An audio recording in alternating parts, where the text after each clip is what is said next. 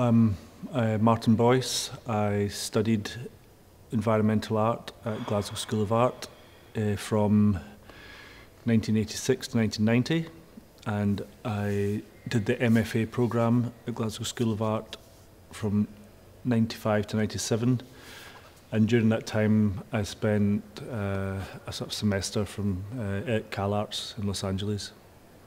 Well, the show here started its life as the Scottish Pavilion for the Venice Biennale, and we made a number of site visits and found this incredible 15th century palazzo, which has 7 interconnecting rooms, and the first pieces really to come out of that were the chandeliers and the leaves.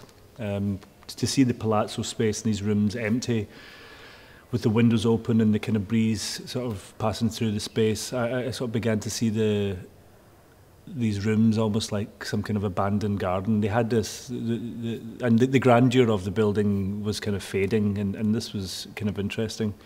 So a lot of the works refer to a sense of sort of exposure to the elements, that maybe objects that have been that have come from outside and been brought in, and also start to kind of flip between being garden furniture or park furniture to interior furniture. So you start to describe different spaces simultaneously. And then the challenge was how we were going to represent these pieces in Dundee in quite a classic contemporary art space.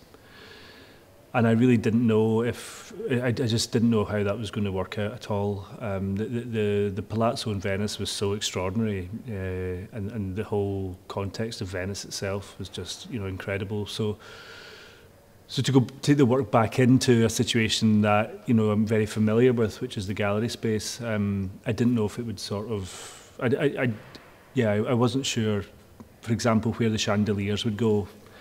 In Venice, there was an obvious place for each chandelier, which was, where the original chandeliers had been. So we had to sort of create a grid and create a logic to allow these to exist in this space. But what is quite nice is that you have this kind of, when you have a group of them, then you have a little, almost like a forest of inverted trees. And really also because of the expansive space that we have here, it's really allowed a lot of space around the objects and nice interactions between the objects. And because in Venice we had the 7 different rooms, it meant as you went into each room you had a sense of discovery of each work, whereas one of the things about this space was that, more or less when you walked in, everything would be revealed. And so I wanted to retain some of that sense of things being hidden and being revealed as you moved through the space. So I sort of designed and rebuilt these 2 coloured walls, which are sort of loosely based on the architect Carlo Scarpa's, some of his museum architecture. He was a Venetian modernist architect.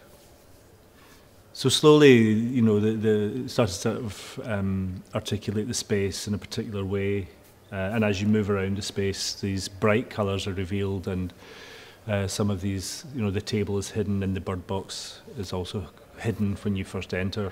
But as you move around, these are revealed. So this was one way of kind of dealing with the very different spaces. All the works are are fabricated sculptural objects. There are no found objects in the exhibition, but I was really interested in the work, sort of almost adding time to the objects. So a way of doing that was to kind of distress them, to give them a sense that they had been somewhere else, and they were perhaps made for somewhere else, and also, that sort of allows the viewer and the object to sort of simultaneously be in the same room, but to kind of exist in different time frames. So you're clearly indoors and you're looking at a table which could be an interior object, but it's weathered and rusted. The legs are rusted, so that doesn't happen in an interior situation. And so you have to imagine the object in, you know, some kind of landscape, some exterior place. And so it creates this sort of temporal shift with the work where, you know, you're right in front of it, but it's also existing somewhere else. So that, I mean, that process is just, there's different techniques for that. We used kind of acids for the, to kind of dull the galvanized steel, and also to rust things. One of the best things to use is vinegar. So we're spraying the objects with vinegar and leaving them outside, and that accelerates the rusting process. So it became a bit like, you know, with building up the textures, sort of taking it back and then building up the rust in some places and allowing things to drip and streak. So in a way, it was like, you know, it's like creating, you know, a painting in a sense. You know, you've got the objects, and then you're building up these textures and colours and shapes. So that was a big part of the production process. Yeah, well, one of the things we did with DCA, that's one of the works that we've introduced, which wasn't in Venice, was are the ventilation grills, and in the pattern on the grills is a repeat pattern of the central structure of the tree, and with the chandeliers you can see the chandeliers are taken from these concrete trees. The shapes are from these concrete trees from 1925. And the chandeliers are inverted versions of these trees. So within the ventilation grills, you can kind of see these little trees repeated. So it sort of creates almost like a sort of graphic linear forest. And I was interested in Venice, we could have the windows open and we could allow the air to have this sense of kind of air moving through the space. In a very different space here, I wanted to sort of notionally introduce that, so the ventilation grills were a way of doing that.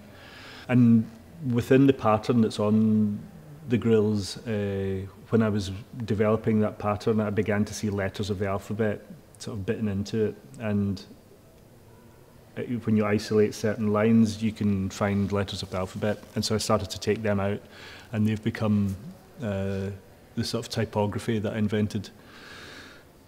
And you know, each letter kind of appears on the wall where it would be found within the pattern. So some letters are upside down, some letters are on their side. And in this case, there's a text piece which spells out petrified songs.